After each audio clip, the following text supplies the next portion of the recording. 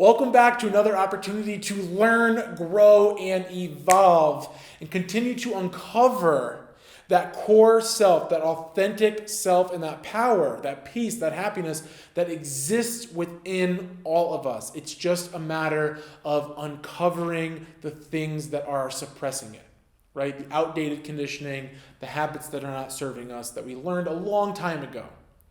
Today I want to piggyback off of the meditation video that we made 2 weeks ago, where we talked about how the main benefit of practicing meditation is that it's creating space between our authentic selves and our thoughts and our emotions.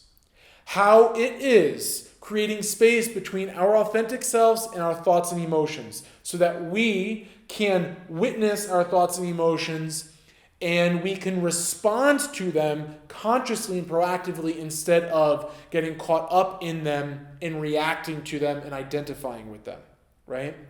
And the reason I want to piggyback off this is because I want to dive into the nitty-gritty, the daily thoughts and emotions that we feel.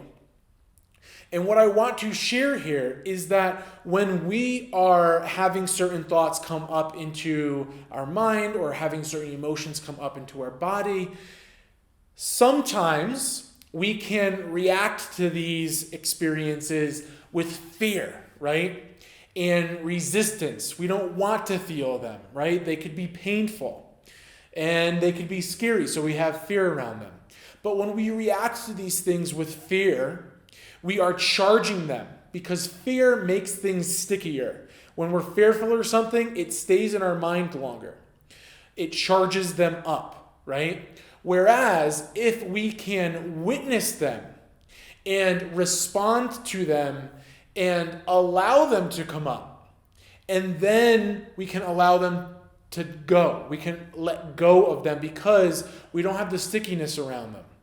And this happens as a result of having the space between these thoughts and emotions and our core authentic selves.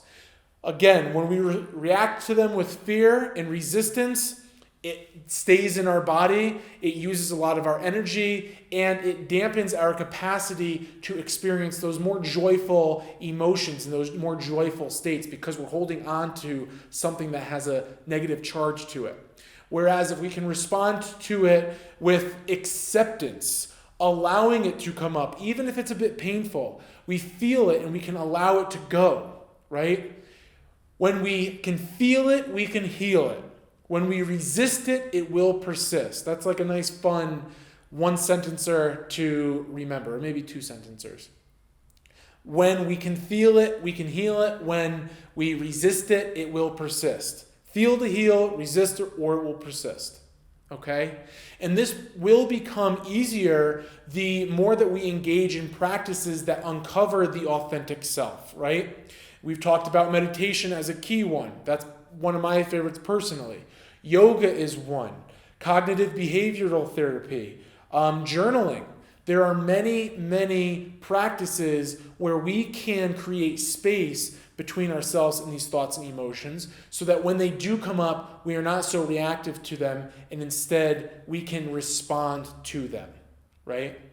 And the other piece here is that as we have acceptance of our current circumstances, our environments, certain situations that are currently in our lives, and also self-acceptance of ourselves, our faults, our strengths, whatever they may be, as we can have this acceptance, it can allow us to catapult our growth and our evolution.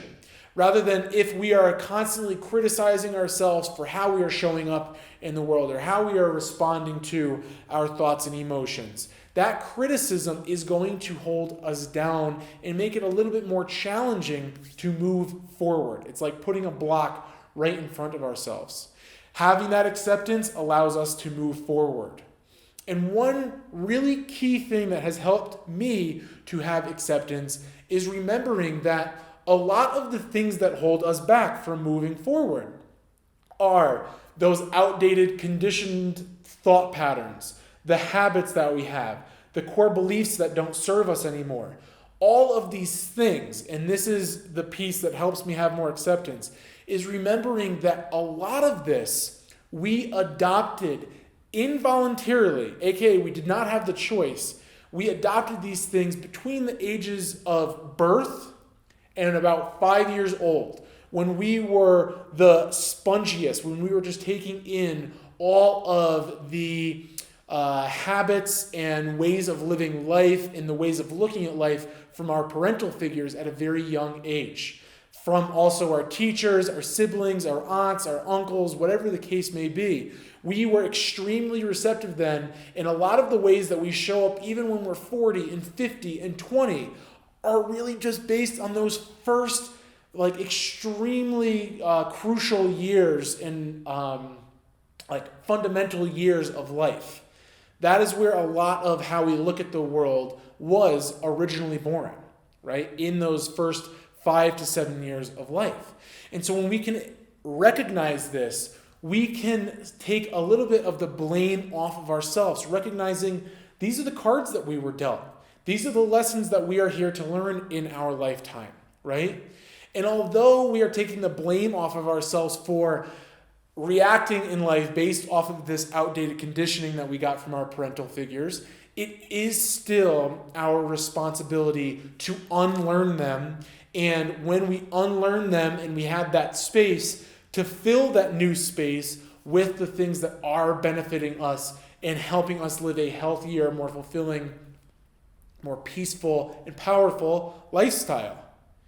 This is where the work is. And when we can accept that this is what we were dealt, these are the cards that we were dealt, it allows us to move forward because we are allowing, we are feeling, and we are letting go. Rather than if we resist the cards that we were dealt, then those things are going to persist. So accepting what is allows us a lot of power to move forward, rather than resisting and kind of shoving all the things in a closet. At some point in time, we're going to have to handle those things. And when you open that closet, they're going to fall down on you. Rather, when these things come up, allow them to come up. And then allow them to let go.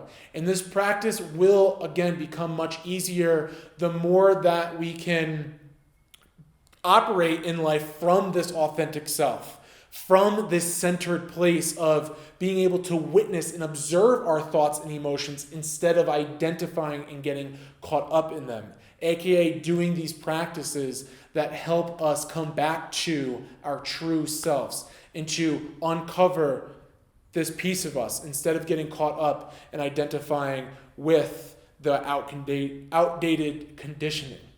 And this is a practice. This is not an overnight thing where we will be able to just respond instead of react, right? It's a practice. It's a daily thing that we do as things come up for us, and we're practicing responding to them instead of reacting to them. And also, for me personally, it helped a lot by researching self-acceptance, researching conditioning, researching just how the mind works, so that I was able to understand what was going on. And then I applied the other things I was learning, like this meditation and cognitive behavioral therapy, so that I could really move forward. I could use the practices with the things that I was learning to unlearn the things that I didn't want in my life and unlearn the habits and patterns and core beliefs so that I could move forward. And when you do this, it allows you to entirely shift your perspective into a totally new paradigm, right? I remember specifically, I was in my basement at my parents' house, and I had this paradigm shift where I recognized that I can't control what happens to me, but I can control how I respond. I can't control what happens to me, but I can control how I respond. And I remember having that thought, and I'm pretty sure I learned it from Tony Robbins, but one day it just happened in me where I was like, wow, I can't control what happens to me, but I can control how I respond. AKA, can't control the cards that I was dealt, but I can shift things now that I'm aware of it, right? And that's why self-awareness is so important, because how can we shift and evolve and move forward if we don't realize what's holding us back, if we're not aware of what's holding us back? Anyway, I hope that you found this valuable. This has been a huge tool in my own growth, the meditation and understanding kind of where I got some of these outdated conditioned beliefs from.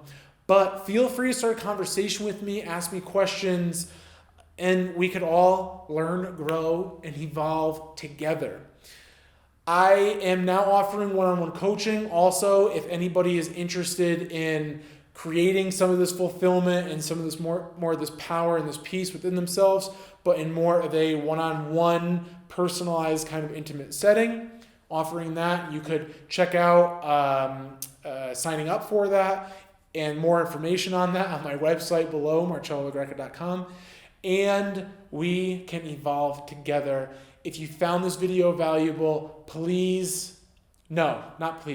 you found this video valuable, a like or subscription goes a long way, but only if you found it valuable. And please and thank you. I will see you in the next video or in the comments down below. Much love.